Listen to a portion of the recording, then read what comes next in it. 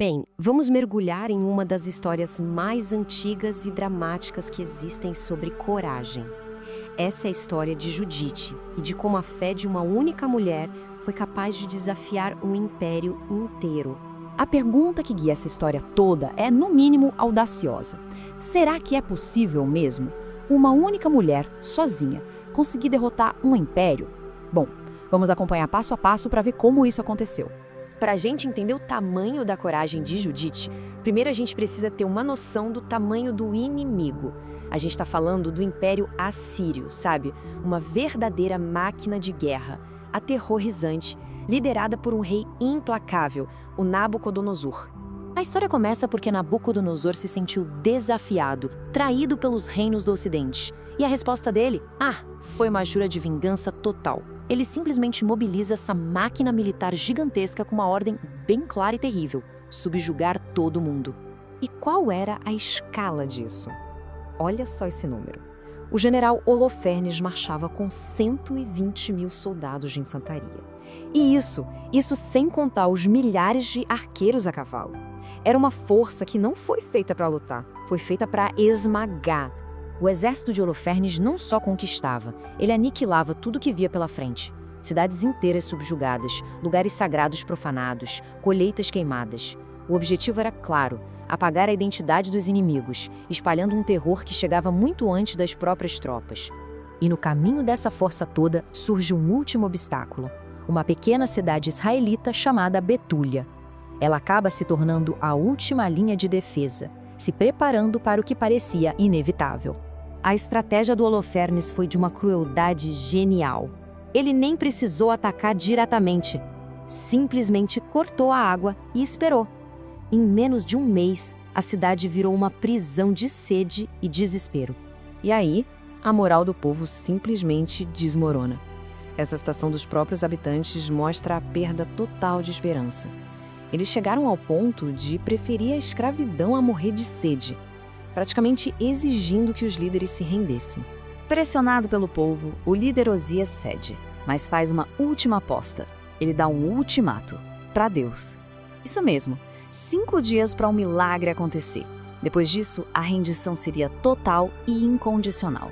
E é nesse exato momento, no fundo do poço, que a nossa heroína aparece. Judite, uma viúva cuja fé era inabalável. Uma fé que era o completo oposto do medo que tinha paralisado todo o seu povo. O contraste é gritante. De um lado, você tem os líderes da cidade com a fé vacilando, prontos para se render e testando a paciência de Deus. Do outro, tá Judite com a fé absoluta e um plano audacioso que ela não revela para ninguém. Com essas palavras, ela simplesmente vira o jogo. Ela não só repreende a falta de fé dos líderes, como também assume a autoridade. Ela deixa claro que a missão dela é secreta e guiada por uma força muito maior. Então Judite começa sua transformação. E ela está prestes a fazer o que ninguém imaginava ser possível: caminhar sozinha direto para o coração do acampamento inimigo. O plano dela é metódico, brilhante. Primeiro, ela transforma a própria aparência em uma arma. Depois, usa uma história de traição para desarmar os assírios, ganhando acesso direto ao general. É uma aula de estratégia e psicologia. E olha só o que os oficiais de Holofernes disseram. Isso mostra o impacto imediato dela. A beleza de Judite cega eles para o perigo real. Eles a veem como um prêmio, uma conquista, e não como a ameaça que ela realmente era. Ok, agora a gente chega no clímax da história. A tensão tá no máximo. Judite se prepara para executar a parte final e, claro, a mais perigosa de todo o seu plano.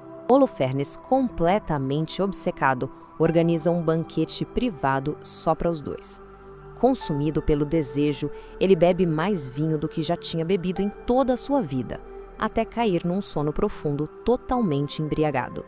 Ele ficou completamente vulnerável. E ali, de pé, ao lado do general adormecido, Judite faz uma oração.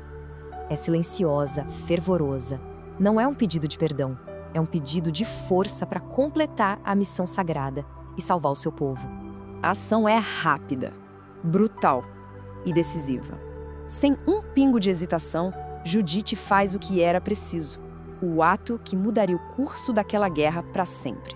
E com o seu prêmio macabro escondido, Judite e sua serva conseguem escapar do acampamento, deixando para trás o corpo sem vida do general mais temido do mundo.